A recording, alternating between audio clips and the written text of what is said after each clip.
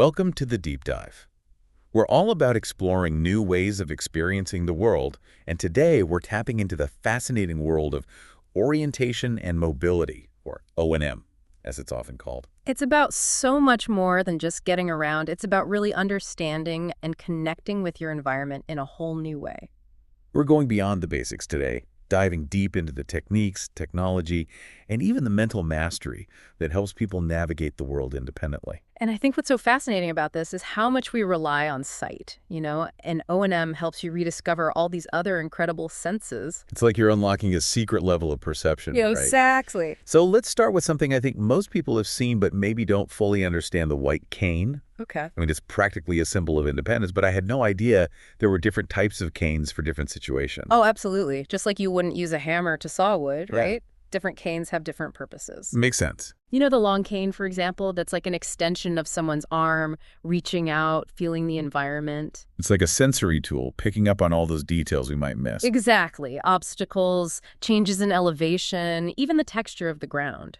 So it's not just about avoiding tripping hazards. No, not at all. It's about building a mental map, understanding the space around you. You got it, a mental map. And for folks who need a little extra stability as they walk, there's the support cane, which can also offer some help with navigation. Okay, so two very different canes with different purposes. And our sources mention this technique called the two-point touch. It sounds almost graceful, like a dance move with a purpose. It kind of is. There's a real flow to it. Okay, I'm intrigued. Paint us a picture. So picture this. You're sweeping the cane side to side, right? Gently tapping the ground on either side of your body, left and right, in sync with your steps. So it's rhythmic. Yeah, it's like creating this rhythmic sonar, mapping out a clear path with each tap. It's like your cane is an extension of your senses. That's a great way to put it. So you're not just walking, you're feeling out the space. And what other techniques help create that sensory bubble, so to speak? Well, there's the constant contact technique where the tip of the cane stays in contact with the ground as it sweeps. And that's really helpful for picking up on those subtle changes, like a slight slope or maybe a change from pavement to grass. I can see how that would take a lot of focus. It does. Your brain is working hard processing all that information. Okay, so we're already seeing how much of this is mental, not just physical. Oh, for sure. And are there techniques for those really specific details, like, I don't know, pinpointing the edge of a curb? Absolutely. That's where the touch and drag technique comes in, and it's all about those subtle cues. Okay, tell me more. So you're lightly tapping and dragging the cane across a surface. I see, so you can really feel the difference. Right, to figure out exactly where a curb is or maybe the transition between different types of flooring. These techniques are incredible, and it makes me realize how important having the right instructor must be. 100%. It's crucial. So how does O&M training actually work? It's not just about, learning the physical movements. It's about learning how to translate all those taps and sweeps and textures into a full-blown mental map. So it's almost like building a picture in your mind, Right. but using your other senses. You got it. And not just a visual map, but one that includes sounds, smells, textures.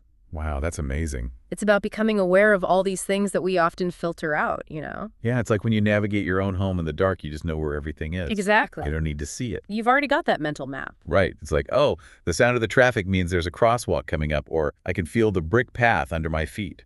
That's exactly it. You're picking up on those cues. I can already see how that would build so much confidence, knowing that you're not just relying on your vision. Definitely. It's empowering. But how do those skills translate to different environments, like navigating a busy shopping mall versus, say, a quiet park? That's where adaptability comes in, right? So in a crowded mall, you might shorten your cane strokes and you rely more on those echoes and textures to weave through people. It's like your other senses have to work harder to compensate. Exactly. And then outdoors, it's about being aware of things like slopes, uneven terrain, even that change from a sidewalk to grass. What about street crossings? That seems like a whole other skill set. It is, and it's so important for safe travel. So O&M training teaches you how to use auditory cues from traffic, like the sound of parallel cars, to figure out when it's safe to cross. That's incredible. It's about building that confidence and independence one step at a time. It's truly amazing how much goes into something that many of us take for granted every single day. It really is, but it's remarkable how adaptable the human brain and body can be when we challenge ourselves and embrace these different ways of experiencing the world. It really makes you appreciate the mental agility involved, you know? It's Yeah. like your brain is constantly mapping and recalibrating. Absolutely. And it takes practice, like anything else. Yeah, yeah. And that's where those amazing O&M specialists come in. They're like the guides on this Yeah, journey. like sensory coaches, right? Yeah. Helping you tap into those hidden abilities. Yes. They're the ones who help you connect the dots between the physical techniques and that mental mastery we're talking about. So they're not just teachers, they're like O&M gurus. Yeah, kind of. I mean, they really take the time to understand each person's unique needs, your level of vision, your goals, and then they create this customized roadmap to independence. That's so important. It's not one size fits all. Right. And they're there every step of the way, from teaching those basic cane techniques to helping you conquer something like street crossing, which can feel pretty daunting at first. It sounds like building confidence is a huge part of what they do. It's essential. Imagine, going from relying solely on your vision to navigating a busy city using primarily your other senses. That takes courage. Yeah, and a lot of trust in those new skills. Exactly. And that's where the O&M specialist comes in. They help you build that confidence brick by brick, or should I say step by step. It's like that saying, give a man a fish, feed him for a day, teach a man to fish, feed him for a lifetime. But in this case, it's about teaching someone to confidently navigate their world. Oh, I love that analogy. It's so true. It's about empowering individuals to live life on their own terms without limitations. Speaking of empowerment, let's talk about the role of technology, because we live in a world of smartphones and apps, and I'm curious, how is technology being used to enhance these already impressive O&M skills? Oh, this is where things get really exciting because technology isn't about replacing those foundational skills. It's about enhancing them, adding another layer of information and support. So it's like having a co-pilot, but one that understands the importance of all your senses. Exactly. I've heard about these amazing smart canes that use sensors to detect obstacles. Yes. Things like the WeWalk Smart Cane or the Sunu Band, they're incredible. Tell me more. How do they work? Well, they use ultrasonic sensors to detect obstacles, even those at head height that a traditional cane might miss, and they vibrate to warn the user. Wow. That must be so reassuring, especially in unfamiliar places. It's a game changer for a lot of people because it gives them that added layer of confidence to explore new environments. And the fact that the technology is constantly evolving is really exciting. Oh, absolutely. There are always new innovations on the horizon. We've talked about techniques, tech, the amazing O&M specialists, but what about those unexpected situations, Because even with the best skills, life throws curveballs. Right, and that's part of what makes O&M training so valuable because it's not just about memorizing routes, it's about learning to adapt. So it's like building that mental toolkit for navigating challenges. Yes. So whether it's a construction zone, an unexpected detour, a sudden change in weather, you have the skills to handle it. What are some of the go-to strategies in those moments? Well, the first thing is to stay calm, don't panic, and then assess the situation. Take a breath. Exactly. Sometimes it might involve asking for assistance, which is a skill in itself.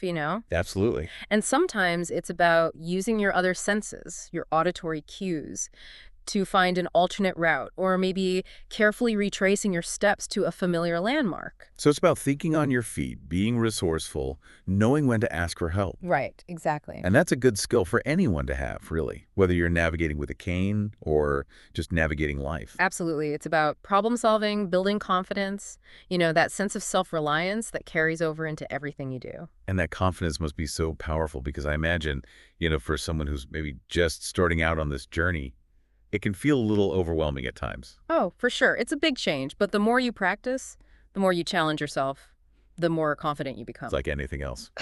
Exactly. And it's not just about, getting from point A to point B. It's about enjoying the journey, that feeling of freedom, of independence. And I bet those O&M specialists, they're right there celebrating those victories with you, big and small. Oh, absolutely. They're your biggest cheerleaders, your mentors, your advocates. They've seen it all. They do. And they really believe in the power of O&M to transform lives. And, they bring that energy and enthusiasm to every session. That's amazing, and I think it speaks to the heart of what we're talking about here. It's about empowerment. 100%.